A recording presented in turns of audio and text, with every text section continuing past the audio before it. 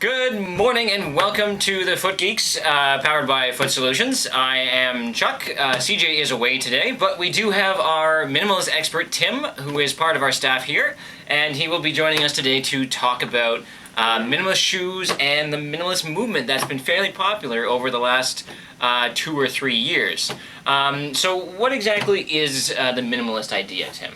Basically, it's trying to run on as little shoe as possible without getting yourself hurt. Fair enough. Or letting yourself basically get stronger as you do it.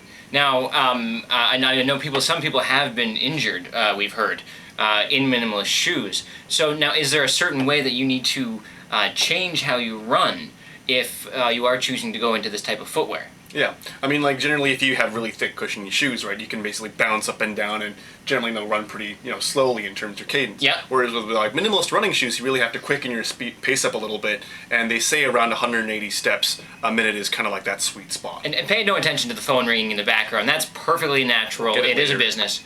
So, and again, one of the things is that shorter stride that you're going to experience in a minimalist shoe.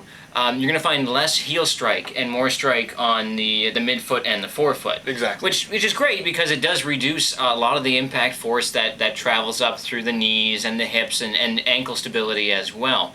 So why would somebody want to go into this shoe and kind of try something different from their regular footwear? Yeah, well, I mean, just building on that thing about, absorbing shock and whatnot, the thing to really be clear of is that it's not necessarily like more shock absorption per se. Basically your muscles work a bit differently to absorb the shock. And one of the things that minimalist running in that quickening up your pace does, when you tip-tap along like that, see people on the street, is that you're using your calves and your Achilles a lot more to actually absorb the shock. And what they found that it's actually for some people more, it's a better way to actually absorb the shock when you're actually running on surfaces. Really? Yeah. Rather than having a cushioned shoe that's going to absorb the shock for you. Because the force has to go somewhere, and basically either goes in the cushion of the shoe or your calves do it. And since you use your calves and Achilles when you're running anyway, it's the whole idea is trying to use those structures a little bit more so. Right. So we talked a little bit earlier about people injuring themselves either because they don't know how to use the shoes, and earlier this year Vibram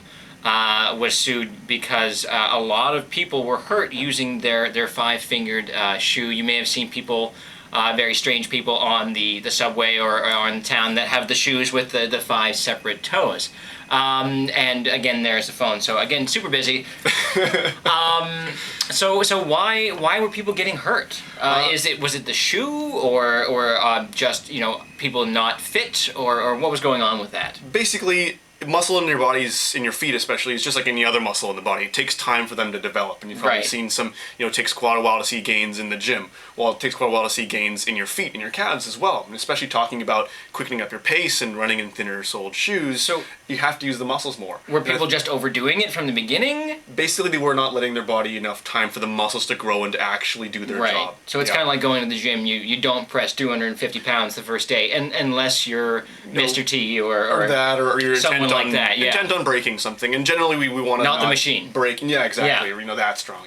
But yeah. Anyways, you generally want to give yourself time to adapt and get stronger, and not risk getting damaged. And when people getting hurt, it's basically whatever their weakest link was in their body that was essentially not being able to bear the stress. Okay. So should people just, if you're going to go minimalist and it works for you, should you just only do that, or is there a benefit from going back to your regular shoes?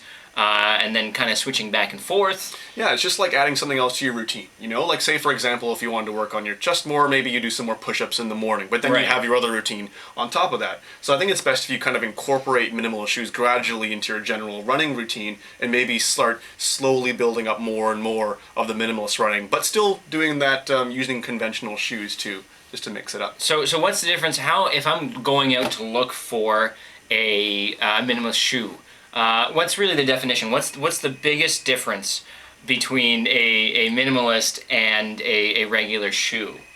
Basically, there's a few key differences. One is a very large, wide toe box. It's basically you want to have like foot shaped. Yeah, exactly. So you see, the foot, which makes sense. Yeah, just like that. And you want to have a shoe that really accommodates the whole foot and lets your toes wiggle very freely.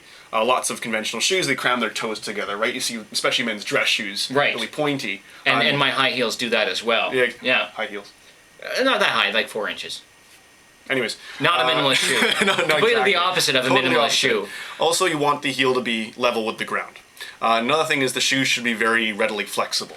So she should not have any kind of like rigid supportive components in it. So you should kind of be able to take it and bend it every which way. Yeah, exactly. Fair enough. So again, a little bit more like a foot covering than a shoe. Again, getting to that more natural stride, that natural gait that a controlling shoe may not allow you to have. Exactly. So now again, we talked about these don't have a lot of padding in them by rule. So are there certain places you should use them that are going to be better because running on concrete is going to hurt your feet? Exactly.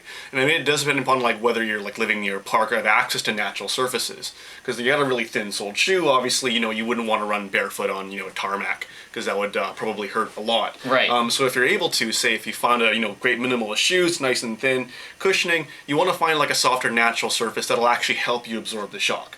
And kind of to build onto that, if you only have, pavement to run on, you might want to find a shoe that has the big wide toe box that's really flexible, right, but with a little bit more cushioning on it, just so you kind of balance out those factors. And there are some soles, like some of the Rev soles from New Balance offer minimalist ideas, but do have a little bit more cushioning in them.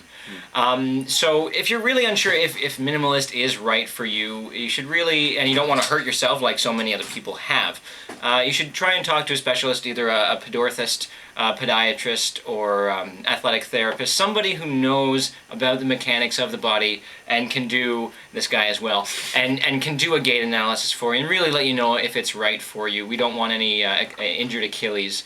And again, keep in mind where you're running. If you're going into something that doesn't have a lot of cushioning, stepping on sharp things, you will probably feel them. So, and again, we want to ease into it. Yeah.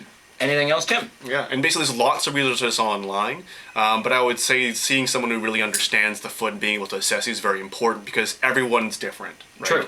Your feet are different than mine, and our feet are different from right and left. It's just the way it is. Yeah. So if someone can actually help you identify, any issues that you have with your feet, or see if you're able to adapt to minimalism in general, it's really good, and it's probably advisable that you do so. It's very advisable. Don't just do it. Don't just do it. Don't. Oh, that we can't use that.